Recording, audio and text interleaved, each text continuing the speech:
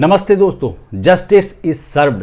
Operation सिंदूर के नाम से इंडियन आर्मी ने एक ऑपरेशन चलाया, सर्जिकल स्ट्राइक कर दी। पाकिस्तान के 5-6 ठिकानों में घुस के मिसाइल्स दागी हैं और पहलगाम हमले का बदला सच्ची मुच्ची वाला ले लिया गया है। इस बार सिर्फ वहाँ के सेलिब्रिटीज़ का अकाउंट नहीं बैन किया गया है, वहाँ के जो आतंक के ठिकाने थे ना, वो खुद ही बैन किए जा रहे हैं, उनको गिराया जा रहा है। और इस बार कोई सबूत मांगने की भी ज़रूरत नहीं, क्योंकि सबूत चारों तरफ फैले पड़े हैं। ट्विटर खोलोगे, सोशल मीडिया खोलोगे, सबूत ही सबूत आपको दिख जाएंगे।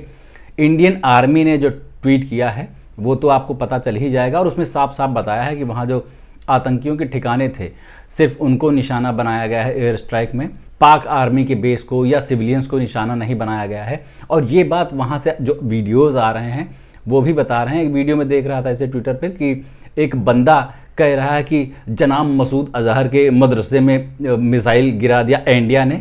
मौलाना मसूद अजहर साहब के जो है मदरसा है उसके ऊपर 4 मिसाइल दागे गए हैं। तब देख के थोड़ा तसल्ली मिले कि चलो जिनको निशाना बनाया जाना था उनको ही निशाना बनाया गया है। सबसे ज़्यादा ज़रूरी ये जो आतंक की फैक्ट्रियां हैं इनको ध्वस्त करना बहुत ज़्यादा ज़रूरी था। और वहाँ से आए थे जो 5-6 लोग, इनको पता नहीं था कि इसका कितना बड़ा खामियाजा भुगतना पड़ेगा। और हमारी इंडियन आर्मी उस भिखारी देश से हर हाल में बहुत ज़्यादा सक्षम है। इस चीज़ का उन लोगों को आइडिया नहीं रहा होगा, अब हो जाएगा। और जो पहल उन्होंने की थी, उधर से जो हमला हुआ था, उसके बाद पूरी दुनिया का साथ जो है वो भी इंडिया को ही मिलने वाला है। अब देखना यह है कि इंडियन आर्मी की इस सर्जिकल स्ट्राइक के बाद, एयर स्ट्राइक के बाद, इस जवाबी कार्रवाई के बाद वहाँ के लोग, वहाँ की सरकार, वहाँ के सेलिब्रिटीज़, वहाँ की आर्मी, ये सब इंट्रोस्पेक्ट करते हैं या क्या रिएक्शन होता है उनका।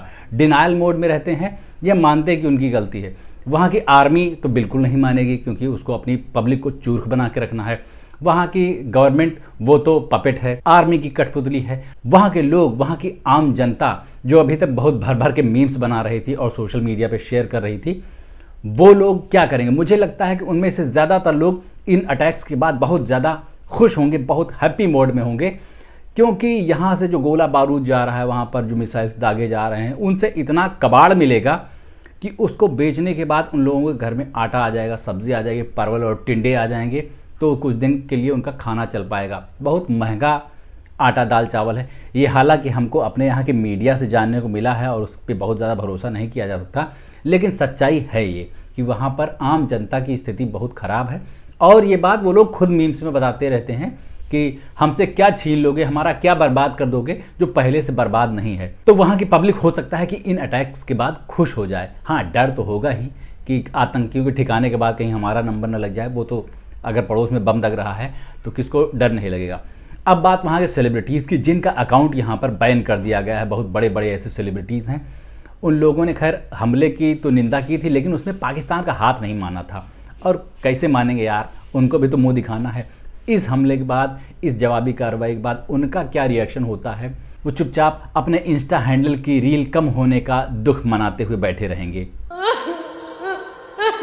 और जो मॉक ड्रिल होने वाली थी ना, पहले तुमको भी लग रहा था कि मॉक ही है सिर्फ, लेकिन अब सीरियसली उस मॉक ड्रिल में हिस्सा लेना बहुत ज़रूरी है और लोगों को, अपने आसपास के लोगों को आगाह करना भी ज़रूरी है। भाई साहब, पाकिस्तान भी अब वैसे चुप बैठने वाला तो है नहीं। भले उनके पास किसी के साथ ना हो, उनको उनके खजाने में पैसा ना हो, उनके पास कुछ ना हो, लोग भूखे मर रहे हो, लेकिन उनको भी दिखाना है कि हमको, हमारी आर्मी जो है कितनी मजबूत है, क्योंकि उनकी आर्मी ही उनका देश है। मैं तो कहता हूँ इंडियन आर्मी को इस बार इस्लामाबाद में भारत का झंडा फहरा देना चाहिए, तिरंगा नहीं, ये ज़्यादा हो सकता है। लेकिन एक चीज़ ज़रूर होनी चाहिए कि आर्मी का जो देश है ना पाकिस्तान, वहाँ से इसको आज़ाद कराना चाहिए। पाकिस्तान को बहुत ज़्यादा ज़रूरत है आज़ाद कराने की। जैसे पिछली बार पाकिस्तान से बांग्लादेश आज़ाद कराया था ना, वैसे इस बार सिर्फ बलूचिस्तान वगैरह नहीं, पूरा पाकिस्तान ही उसकी आर्मी की कैद से उसको आज़ाद कराना बेहद ज़रूरी। क्योंकि पाकिस्तान कोई ऐसा देश तो है नहीं जहाँ पर डेमोक्रेसी हो, जिसको जमहूरियत कहा जाता है। जमहूरियत का डमी अकाउंट चल रहा है वहाँ पर, और वहाँ की आर्मी ही सब कुछ संभाल रही। वहाँ की सरकार भी कुछ नहीं है, प्रधानमंत्री की कोई औकात नहीं होती। वहाँ कोई प्रधानमंत्री अपना पूरा कार्यकाल पूरा कर ले और उसके बाद अपनी पूरी ज़िंदगी जी पाए, यही बड़ी बात होती है। कभी उनको फांसी चढ़ा दिया जाता है, कभी उनके ऊपर हमला हो जाता है।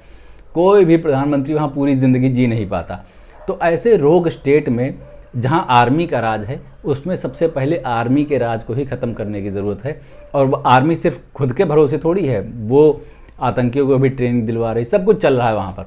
तो उनको बहुत ज़्यादा शांत करने की ज़रूरत है। वहाँ के सिविलियन से किसी को दुश्मनी हो या ना हो, लेकिन आर्मी वहाँ की असली अपराधी है। तो भाई साहब, इंडियन आर्मी ने अपना काम कर दिया है। भारत की सरकार और भारत का विपक्ष और भारत की पूरी जनता उस पूरे मुद्दे पर एकजुट है। सब पाकिस्तान का थूथन रगड़ने के लिए ज़मीन पर तैयार हैं। अब एज ए सिविलियन हम लोगों को क्या करने की ज़रूरत है? हाँ, जो सोशल मीडिया पर हैं वो फेक पाकिस्तानी अकाउंट्स के झांसे में ना आए। बहुत सारे फेक पाकिस्तानी अकाउंट जो है वो चल रहे हैं ट्विटर पर, जो लगातार उल्टी सीधी चीज़ें पोस्ट करते जा रहे हैं। वो यहाँ के लोगों को बहकाने की, बहलाने की कोशिश कर रहे हैं। आपने घबराना नहीं है, उनके दबाव में आना नहीं है। जो इंडियन आर्मी ट्वीट कर रही है, जो भी जानकारी दी जा रही है, उस पर नज़र रखिए।